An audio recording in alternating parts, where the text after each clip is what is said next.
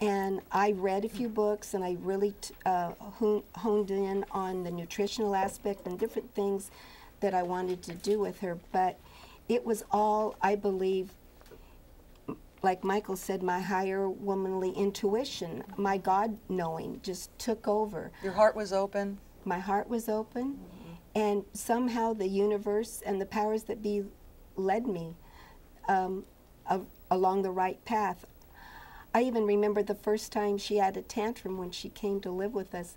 She threw, because she had her foster mom wrapped around her little finger, and she threw herself down on the floor, and she started wailing and crying and just having a royal tantrum, and just this power came in me. It came right down through my crown chakra. I can remember just feeling rooted into the ground, and this big mommy voice came out of me, and I put my hands on my hip and I said, "Not in my house, you don't." And I was just like, I was surprised where it had come from. And she got up and she walked over to me real meekly and mildly, and she put her little arm, she only reached about here, mid-thigh, and looked up at me and said, in her broken English, because she only knew like 20 words when we first received her, "Showing, Mommy." Wow. And it was sort of like she never had another tantrum in my home. What are some of the obstacles that you were experiencing when she first came into the home that have been now somewhat healed in the relationship with her? Well, communication was a big one. Okay. Because she does have very limited vocabulary. And as I told a lot of people, she spoke very fluent Munchkin. Unfortunately, we didn't. She was always talking, but understanding each other was an issue, and that took time. So you're saying she had her own language? She spoke continuously, and you could tell in the way that she went about it, she wasn't just babbling noises, she was talking. She was trying to communicate with, I don't understand, I thought part of autism was a lack of communication, withdrawing into self and not experiencing the outer world, but it sounds like Suzie was pretty much experiencing the outer world. Well, she would still go into her own world and just kind of sit there and just, I remember going out to lunch with a dear friend, and he said, and I brought Suzie along, and we were celebrating my January birthday, and he told me, he didn't tell me right away, but it was maybe years later, he said, "Bonnie, I have to confess that when I went home that day, I wept. I cried." I said, "What has Bonnie done? Does she realize what she has taken on? This is like a little vegetable sitting in this high chair." And she was very withdrawn, but yet there was always that gleamer of that hope, and I saw that, and that's what I started working with. I did lots of sensory integration. Which I did is? a lot of she was so sensory deprived. Touching, feeling, tasting, seeing, hearing, just connecting all those dots. Could you give us an example of how that works? I mean, what would you do? Well, one thing, because she'd been in the foster care system, I'm sure they had pretty strict guidelines. Tactily, she had never really felt skin against her body or touch.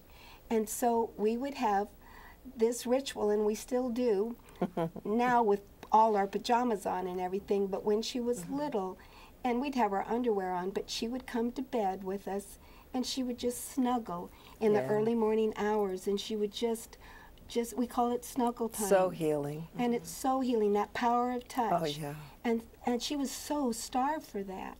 And one thing, their stomachs are really, really sensitive. And so another thing I would do, I had this big ball that she came with. When you say their stomachs, you mean children that are autistic? Children that have autism. Oh, I didn't know and they that. don't like to be touched on their tummies. And they'll that's why they won't crawl. They won't go through that real needed stage a lot of times of crawling, because they don't want to have anything touch their stomachs. And so I would get her on this big therapeutic ball, and every morning we'd roll back and forth, and pretty soon we could touch her stomach. Because that was a good sensation for her. She liked it. Right. Now, what about loud noises and sounds? Isn't that something that bothers children who have autism? Well, it does a lot, but it was like she was so engrossed in her own world that loud sounds could happen, any of those things that, usually children are really sensitive to. She wasn't aware, but now that she is aware, she is more sensitive to the sounds, to tastes, to abruptness. She doesn't like any abruptness. She likes things calm. She likes things peaceful. Would you She'll say tell that's me, because of the nervous "Mommy." system being so sensitive? I think in autism, their nervous system just operates on a different frequency. Yeah.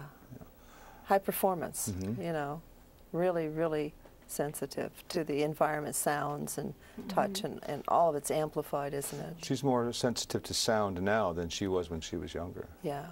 What are some of the special things that you're doing in her life, for example, like nutrition? Well, first of all, we started going to a Chinese doctor, and he would take her pulse, and it was a really amazing, and he'd say, well, she needs her liver tweaked, or she needs this for her kidneys, or I suggest this big jar of yummy protein powder. And so we went along those lines. And then I did have her blood tested, and we found out that she was high in cadmium and in aluminum. So we put her on chelation, an oral chelation. Yes, I understand. Yeah. Then from there... was that from her infancy? Did she pick it up when she was in? Well, she came with us with a Pediasure, and she would just usually, if she didn't like her food, she'd just throw it on the floor, and the Nana, the foster mom, would give her bottle of Pediasure. And my theory is it's got so some much aluminum in it? Aluminum from the can, I don't know, but she was really, and then cadmium is the one, just recently they said they're recalling a lot of toys because there's so much cadmium on them, and I'm thinking of all, how did they learn Everything in about the their mouth. world? Everything goes in their mouth.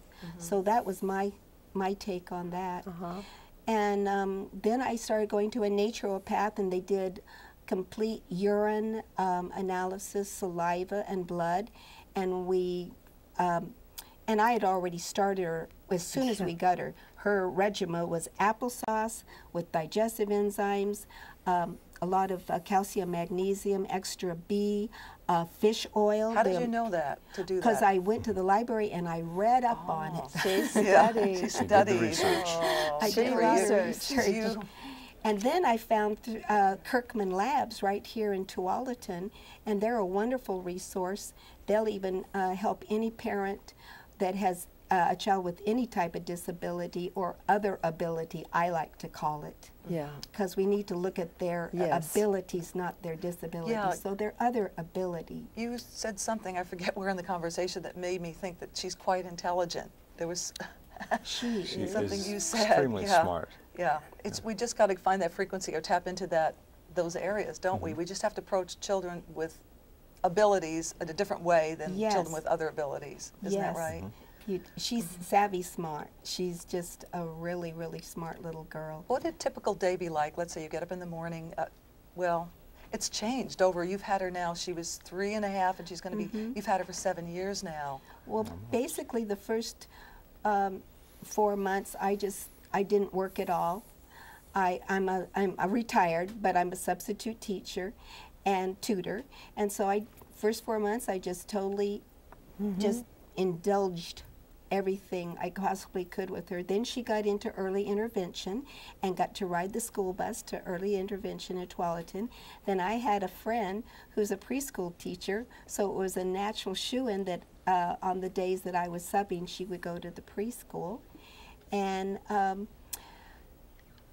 the summers were full of adventures and newness and travel, and she loves to travel. She's the world's best traveler, whether it be car, plane, boat, you name it. She just loves the to movement. go. She loves the movement. She loves that stimulation. And then when she was quite young, I started introducing her to what I believe is so crucial, and that stimulation of the physical. You know, you've got to challenge them mentally, physically, spiritually, emotionally, and stimulation. We started her right in with swim lessons, and she was deathly afraid of the water. She didn't even want to get her face wet, and now you can't keep her out of the swimming pool. What are some of the things you did with her, Michael? I spent as much time as I can just being with her. I like Since to your wife has the background and you don't, did you kind of take her lead, or did you just intuitively do what you thought would work? I let the teacher guide me in a lot of what I do.